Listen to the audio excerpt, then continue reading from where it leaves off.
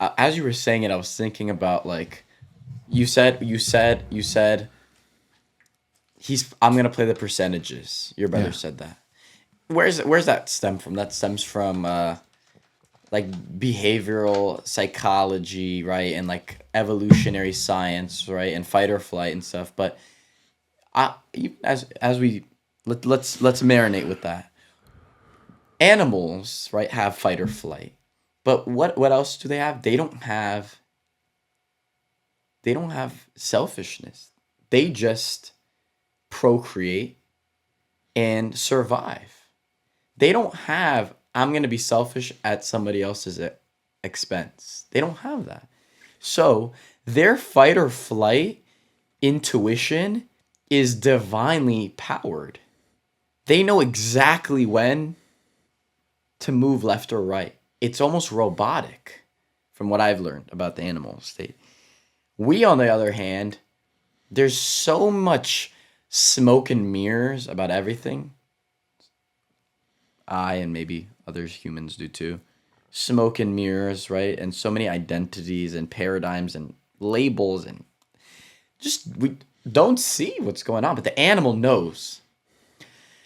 And like the human kingdom is we have a different operating system than the animal kingdom, right? Because there's now this free will to choose good or selfishness, which is fun and it's great and it's what allows the human experience to be as fulfilling as it is, and then to have even dominion over all the other kingdoms just with the power of the mind. I think it's as Adam had control over the whole world because of his consciousness. All the animals would serve him, but that's really the place we're meant to get to.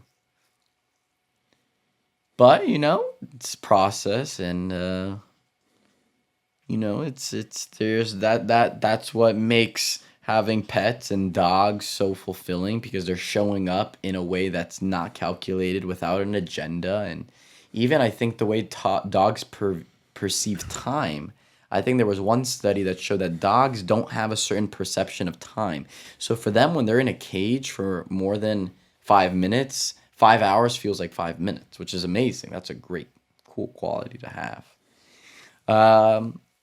So, like, maybe there's things, not maybe, for sure, there's qualities about the animal kingdom that we can pluck away and say, I want to embody more of the nature of the arachnids or the Yeah. caterpillars or just something like, because even the caterpillar, right? Or the centipede. I remember hearing an analogy. The centipede has like 400 legs. Can you imagine if the centipede in its brain said, okay, I need to move this one. I need to move leg one, then 18, then 46, then 392. It just moves all 400. It doesn't think about the next step. It just, me and maybe other people at times are thinking, oh, I know the next step is this, but even that I'm doubting. Yeah. Just, Well, I think there's all these artificial like barriers that we place in our lives. Like we all have like these different like yeah. agendas and things that we're trying to get to and things that we're trying to do. It goes back to that unique spark and unconditionalness. Yeah. And even your point about a woman is trying to show up and give love in her own capacity, and maybe it's not reaching what you need. But I would push back and say you wouldn't even need that love if you were purely in love with yourself Yeah. and with the divine. So it's then like imagine you're a billionaire, and then you're not gonna you don't care about, you don't rely on somebody's $10 debt to you. It's just you're already whole. It's like a drop in an ocean. The ocean is already so vast. So if our love for ourselves is so vast and our recognition of our own spark is so to the level it needs to be, then now you're walking into everywhere. You already are everything. So now there is no I'm not getting enough from you. I am enough.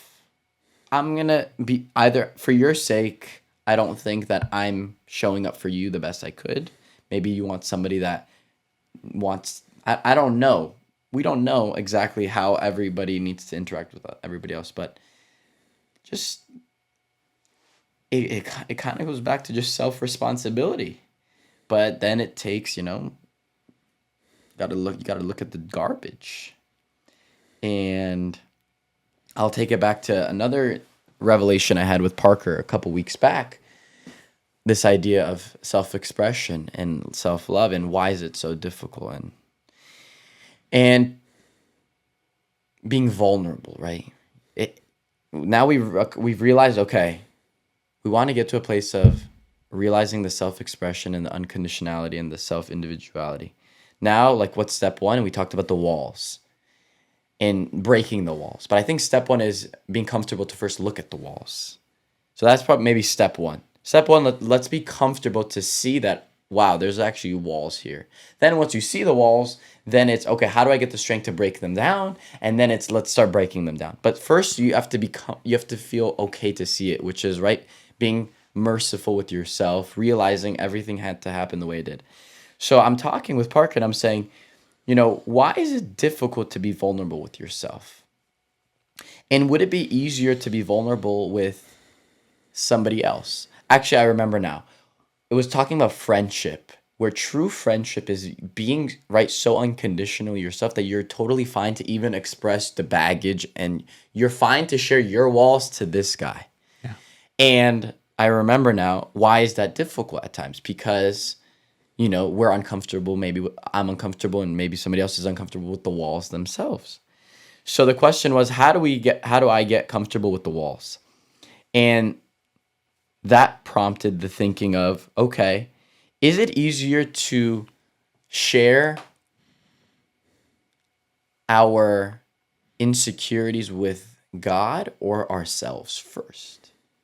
And then we started probing into the idea of, I said, I think it's easier to be vulnerable with God than it is to be with ourselves. Why? Because God is, or the universe, whatever somebody likes to call it, doesn't have an agenda, no judgment, is merciful and all encompassing and loving. So it's the ultimate backboard to, bounce things off of. Once somebody's comfortable with that, now they realize that actually God is showing up in Ben. So since I'm already comfortable being vulnerable with God, I'm so comfortable being vulnerable with Ben because God is showing up in Ben. So that practically, what does that look like? That could be an evening journal prompt, which I haven't started doing yet. It's evening journal prompt is, I'm uncomfortable admitting blank, blank, blank and it's being in reference to the divine. And once we start doing that, right, then we can start recognizing the walls. And then now you recognize the walls and say, okay, everybody has walls, but I mean, okay, great. I love that I have walls because it means I'm getting closer to that pearl, the diamond, breaking down the walls. So now that I'm comfortable with the walls, then it's, right, it goes back to our question, what does it look like to break down the walls? Now we realize, okay, first it's being comfortable. So maybe that could be aimed at being vulnerable with the divine, whatever that looks like. Probably easier than opening up to a parent or a friend, because the parent and friend also has walls and maybe they have their own agenda and judgment. Once we see that, then the question is, okay, realizing that even these walls are from the divine. So even this is good. Not even going to another level of, we're no longer labeling this is a weakness of mine and this is a strength. Because that's the world of tree of knowledge, good and evil. We want to get to the place of tree of life consciousness where everything is good. So there's no more, oh, I need to work on this or I have this addiction.